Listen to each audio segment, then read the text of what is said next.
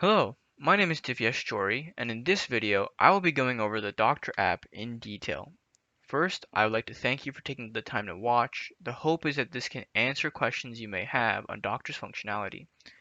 If you have an Android device, feel free to test the app yourself following the instructions within the documentation. Before we begin, I will quickly detail how our app is developed.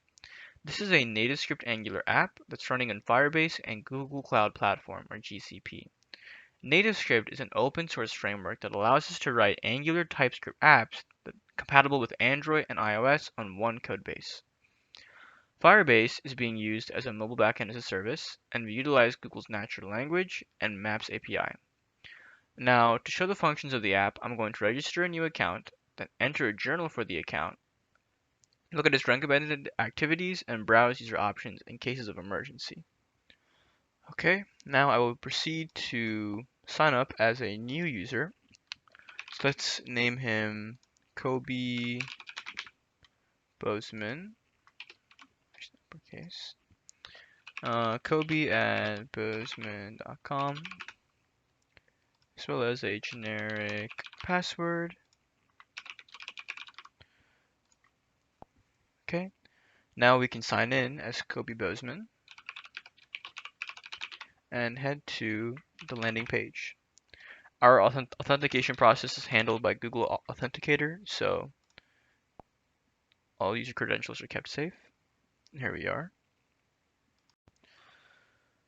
This is the user landing page. If a user requires guidance on use of the app, they can refer to the Help and Info button where they can look at the functions of the pages within the app, and even a link to our website, drgroup.com, which is linked in our documentation too. Now for the meat of our app, the journaling page. Here, the user will receive 3 short answer questions guided to help them reflect upon their current mood, why they are in that mood, and actionable steps they can take to improve themselves or continue in a positive direction. Now, I'll quickly fill these out and we'll take a look at the recommendations that I receive in response. So, I've filled these questions out as Kobe. They are made with the background of Kobe being a junior Shire scholar at Penn State, demotivated and stressed from his rigorous course load and his lack of luck on finding an engineering internship. Feel free to pause the video and read through them. Now let's look at what recommendations I receive. When the user will enter a journal, our feedback system will evaluate what recommendations to give and provide places near the user where they can partake in the recommended activities. For now, we list 2 of the most recently made recommendations and 2 of Kobe's most favored or frequent recommendations. Now, as he is a new user, the 2 most favored aren't really indicative of much, but as he continues to journal, activities that he mentions more positively than others will appear here. So here are the results. On the map, the user can pan around and select a location and even receive directions for a location courtesy of Google Maps. So we'll click on this one, walking. I can then receive directions from Google Maps on how to get there. Once this loads, here we go. From State College to this walking trail. Now, Kobe has not only reflected on his current issues, but he's given ways to actionably carry out his motives and improve his mood.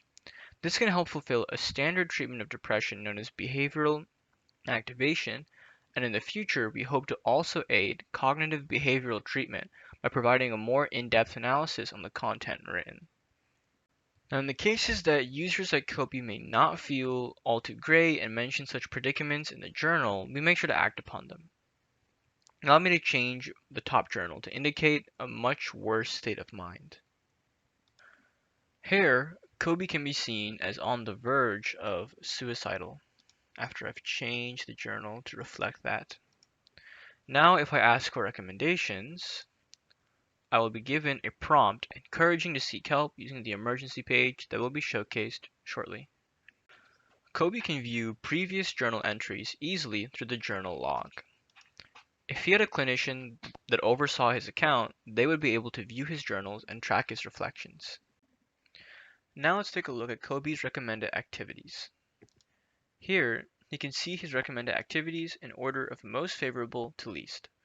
Along with the recently added activities from the journals that we just completed, we can see he already has standard recommendations listed in case he does not mention any activity in the first place. If he tries an activity that's not to his liking, he can also delete it from his recommended, like this.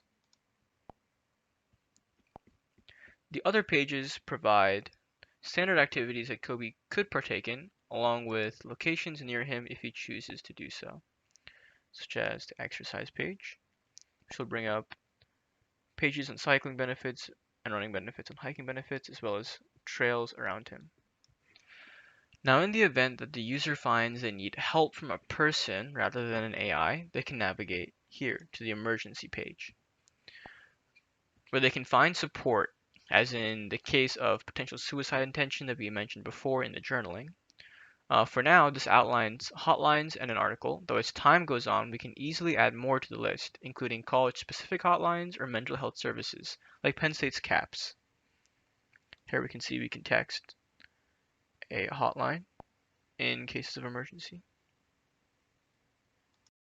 Now, with the support of Dr. Kobe can regularly reflect upon his fast-paced and unforgiving college life and find ways to improve his mood and himself without the need of waiting in a waitlist for CAP services for 3 or 4 weeks or paying treatments from an external mental health specialist.